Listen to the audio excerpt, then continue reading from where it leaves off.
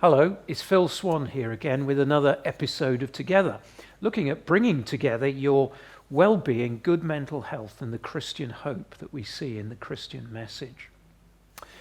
I don't know about you, but during these, it's been over a year now, hasn't it, in this pandemic, I don't know how many times I've heard people say, either in the media or in conversation with people, that what's going on is not good for my mental health.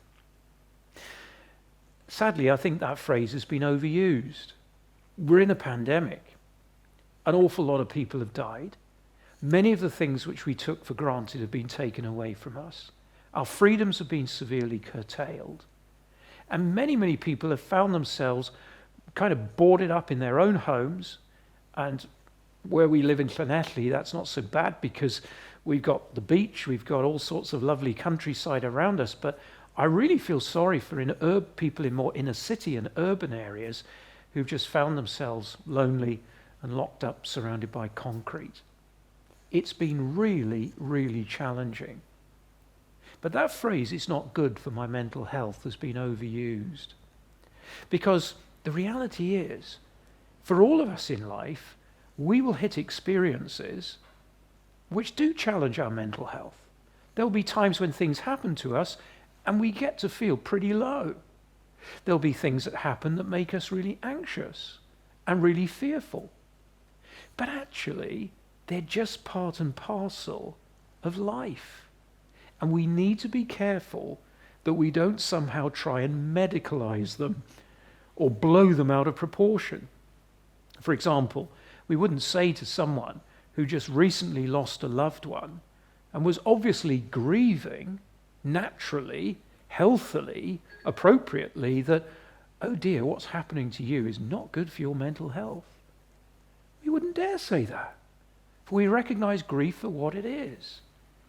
An awful lot of the challenges we faced over the last year or so, well, they've challenged our mental health, but they've not put us in that category where our mental health has become a real major problem, and we need to make that distinction. Because it's not really fair, is it, on people who have real mental illness issues.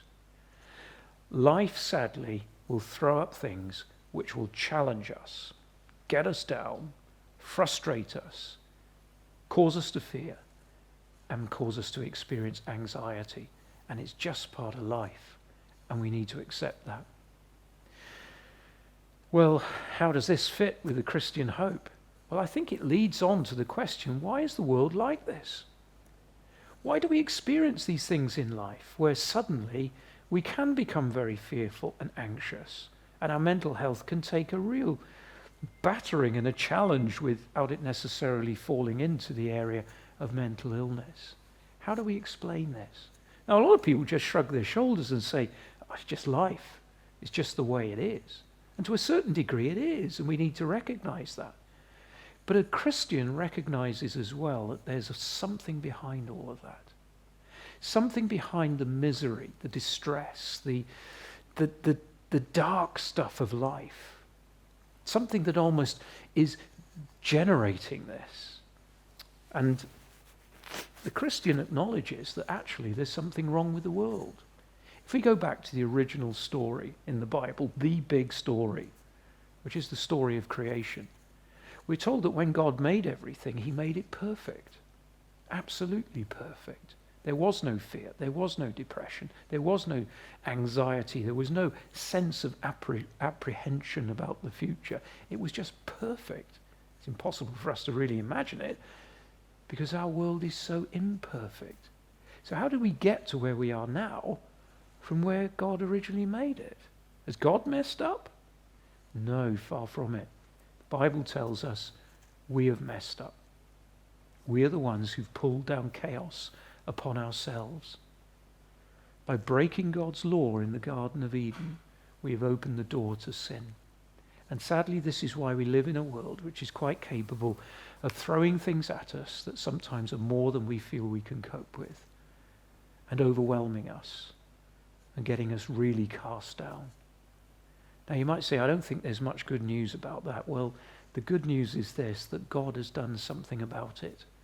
And 2,000 years ago, He sent Jesus Christ, his Son, into our world, our broken world, to die on the cross, so that the power behind our broken world and behind all of our sorrows might be completely obliterated by his death and his resurrection from the dead. Which means for you and me, in the midst of all the troubles of life, there is a power that is greater than the troubles of life, and one who understands us in the troubles of life, and one who loves us deeply and dearly, so much that he gave his Son for us. I'm not saying that if we put our faith in Jesus, it will suddenly sort out all the quirks and difficulties and challenges of our mental health, but I am saying this. There is one who understands, who is greater than our troubles, and who says to us, "Come to me, and I will give you rest." There are so many people who have been so blessed and so helped in the midst of life's distresses through faith in Jesus Christ as their Lord and Saviour. And if you don't know this, I would encourage you today, with all of my heart, to put your trust in Jesus and ask him to be with you and to forgive you that dark power that has touched all of our lives and for which all of us need his forgiveness. A forgiveness that is freely available today to you. Well, may God bless you and keep you safe. Thanks for listening.